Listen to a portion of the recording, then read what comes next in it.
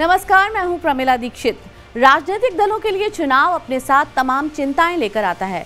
किसको टिकट दें, किसको ना दें, ये सवाल इस वक्त बीजेपी और कांग्रेस सभी के लिए सबसे बड़ा है।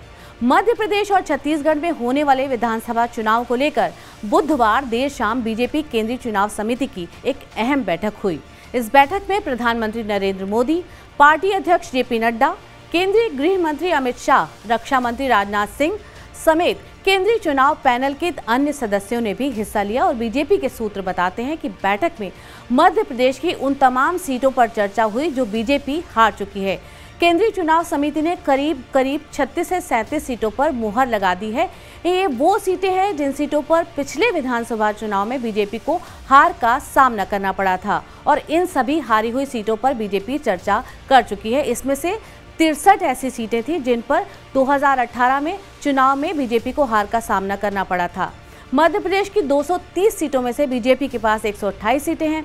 फिलहाल हारी हुई सीटों की गिनती 102 है। 102 हारी सीटों में से 39 उम्मीदवारों का ऐलान बीजेपी पहली लिस्ट में कर चुकी है, यानी 63 सीटें बची हैं और बची हुई 63 सीटों पर केंद्रीय चुनाव समिति ने चर्चा की है, जिसमें से लगभग 36-37 सीटों पर उम्मीदवारों के नामों पर सहमति बना चुकी है। बीजेपी केंद्रीय चुनाव समिति की अहम बैठक से पहले भी 2 दिनों तक राज्य में बीजेपी की कोर कमेटी की मीटिंग हुई थी और उस बैठक में भी कुछ उम्मीदवारों के नाम की सूची तैयार कर ली गई थी।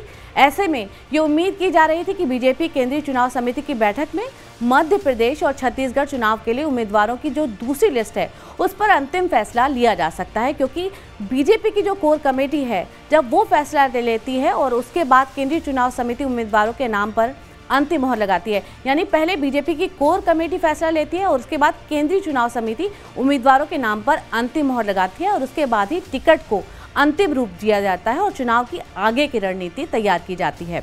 आपको बता दें कि पिछले महीने 16 अगस्त को भी केंद्रीय चुनाव समिति की बैठक हुई थी, जिसके बाद मध्य प्रदेश की 39 सीटों पर, छत्तीसगढ़ की 21 सीटों पर उम्मीदवारों के नाम का ऐलान कर दिया गया था।